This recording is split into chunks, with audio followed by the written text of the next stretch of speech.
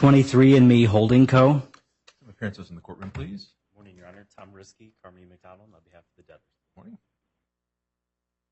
Good morning, Your Honor. Carol Gritchek on behalf of the U.S. Trustee. Morning. All right, appearances on the WebEx.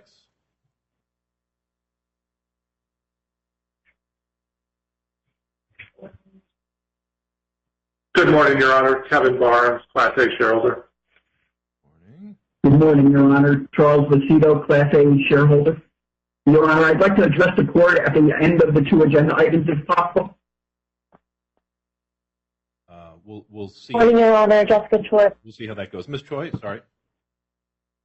Sorry about that. Good morning, Your Honor. Again, Jessica Choi, Paul Rice, Weston, Wharton, and Garrison on behalf of the debtors. Good morning, Your Honor. Sorry. I'll just say mine. Good morning, Your Honor. Megan McLaughlin, Kelly Dren Warren, counsel to the committee. Morning. Good morning, Your Honor. Michael Greger of Allen Mackenzie, Gamble, Mallory, Massachusetts, on behalf of landlord KROP Tech, LLC. Greger. Good morning, Your Honor. Tobias Keller, representing the class counsel. Morning. Good morning, Your Honor. Matthew Langley, representing plaintiffs for the Lemonade Pixel class action. Pixel class, okay. Langley. Anyone else on the WebEx?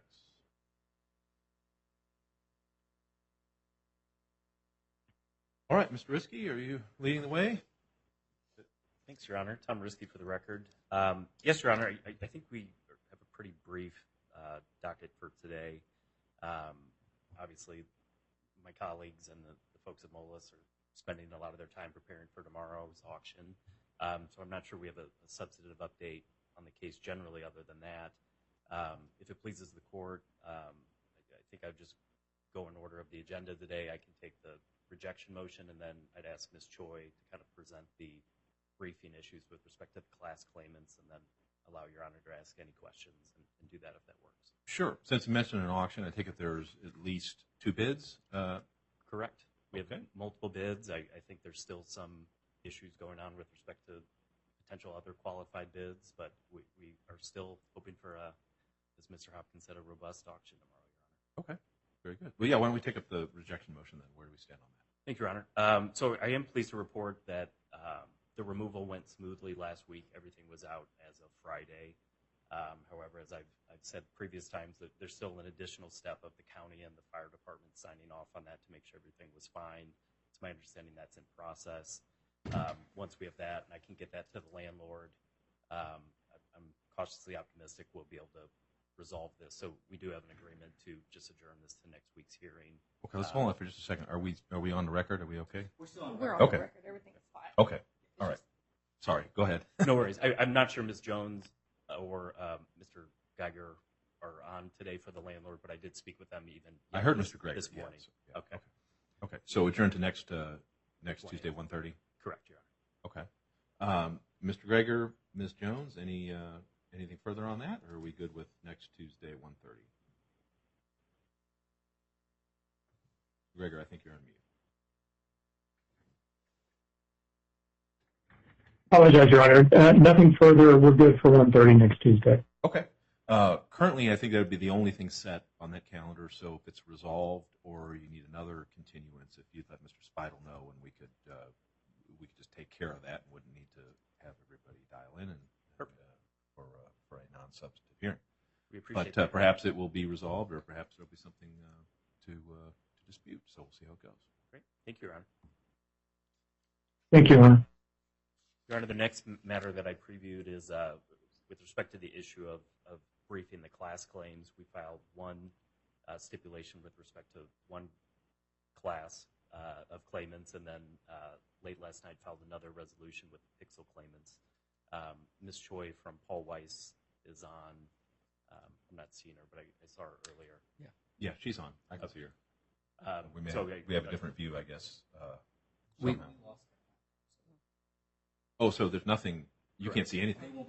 Oh, gotcha. Okay, yes, I can see Ms. Choi is on, and so we can take comfort in that. Okay.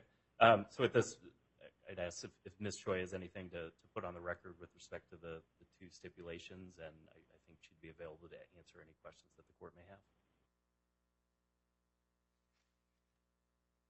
And Ms. Choi, you're muted.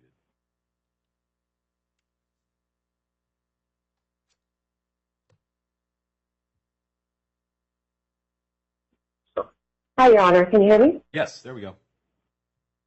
Okay, great. Jessica Choi with Paul Weiss. I thought I would provide a brief update on the Rule 7023 briefing schedule.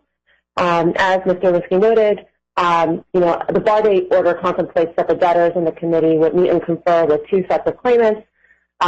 First, the named plaintiffs and the members of the settlement class have been conditionally and preliminarily approved in the class action currently pending before Judge Chen in the Northern District of California. And second, with the named plaintiffs in the class action lawsuit currently pending before Judge Lin in the Northern District of California, which I will refer to as the Pixel litigation. I'm happy to report that the debtors have been able to agree on the Rule 7023 schedule with both sets of claimants. Our schedule with the data breach claimants is filed at docket number 401, and our Rule 7023 schedule with the Pixel claimants is filed at docket number 405.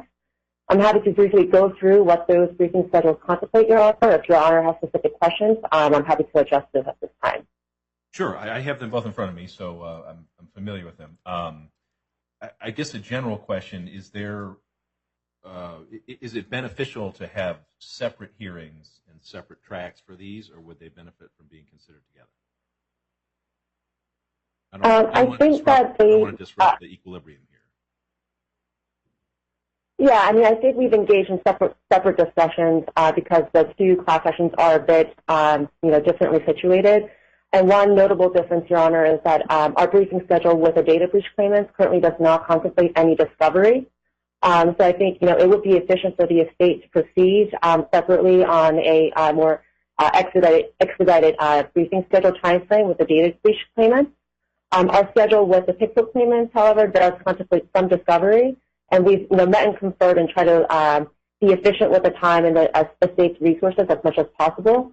And the Pixel claimants have agreed to forego depositions for the time being, as well as the debtors, subject to our rights to seek depositions at a later time if the documents produced and responses to the interrogatories prove to be insufficient or require further explanation. So given that, the two matters are a bit differently situated in terms of where we stand on discovery and other issues, I do think it would be beneficial to proceed on, on separate tracks. Okay. All right. That's certainly fine with me. Then for scheduling, a minor issue for Pixel, a larger one for the cyber incident class. I have a trial on July 14th. It'll be perhaps a half-day trial, so I could hear you on the 15th on the Pixel class action, if that would make sense. I'm out of town on June 10th when you identified hearing date for the cyber incident. And then, as you know, we have the sale hearing scheduled the next week. So that's a busy time. So tell me what other constraints there are on scheduling a hearing for the cyber incident proof of claim from your perspective, Ms. Choi. Yep. And Mr. Risky did remind me that the court might be unavailable the week of June 9th. I have been able to get in touch with Mr. Teller prior to this call, and we would be amenable to pushing all the dates in the data breach Rule 7023 briefing schedule by a week, so that the hearing, such as the Rule 7023 motion for the data breach claimants, would be heard sometime the week of June 16th, if that would work for Your Honor. I believe Mr. Teller is attending as well, so Mr. Teller could speak up if he has any issues with that. I can confirm the same, Your Honor. Okay, so here's what that week looks like. I really can't do it on the 16th given my travel schedule and the need to absorb what I assume is going to be a lengthy CPO filing, whatever comes before the sale hearing and the briefing on the cyber incident proof of claim. So we have the sale hearing on the 17th. We have a holiday on the 19th, and I have a mediation on the 20th. I have regular hearings scheduled on the 18th in the morning. I don't know how extensive those will be at this point, but not something that will take all day. So one possibility would be to leave the 17th for the sale hearing. If it goes on, we could pick it up the afternoon of the 18th. Otherwise, we could schedule the cyber incident proof of claim hearing for the afternoon of the 18th. And if that's not enough time for that, we'd have to continue it probably to the following week. How does that sound? Is it? Your Honor, our suggestion, we go ahead and take the 18th. We also are engaging in discussions with the debtor, and there is some possibility that we will have a consensual resolution. So between the two of those, my fingers are crossed that we can get this resolved timely. All right, I think we can work with that. We don't have anything scheduled at 1:30 on the 18th at this point.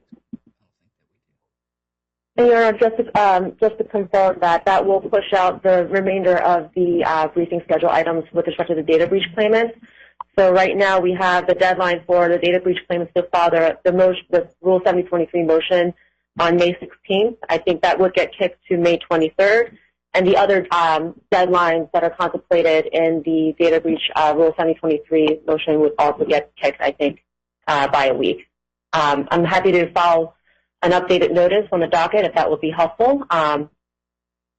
I'll leave that up to you. Yeah, or you and Mr. Keller know what the deadlines are. If it makes sense to clarify that on the record for any others who may be observing, that's certainly fine with me, and maybe simplest considering how straightforward it would be to do that.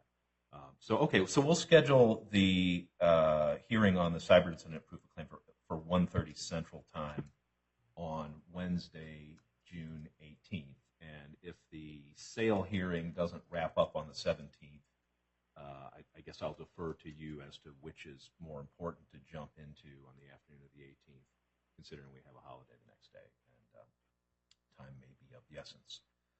So that will work. And then we'll schedule the Pixel proof of claim hearing. Let's do we have West Coast lawyers who will be participating remotely in that, or should we start at 9 a.m. Central?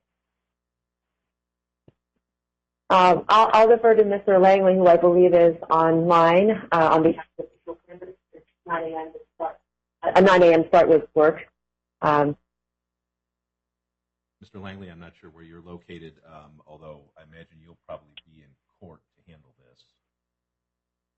Yeah, so I'm in Chicago, so 9 a.m. Central Time works for us. Thanks. Okay.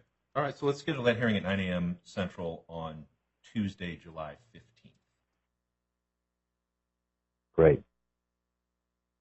All right, and if the move-ants, when they file their motion for leave to file the class proof of claim, if you would trigger that hearing date in ECF when you file and notice that out as well, then that'll make sure that the court's records keep up with what we're discussing here.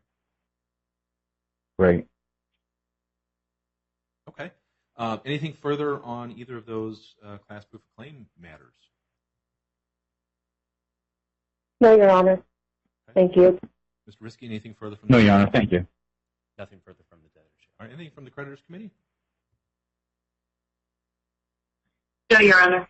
Okay. Mr. Visito, you mentioned you wanted to make a comment? Yes, it's more than a comment, Your Honor.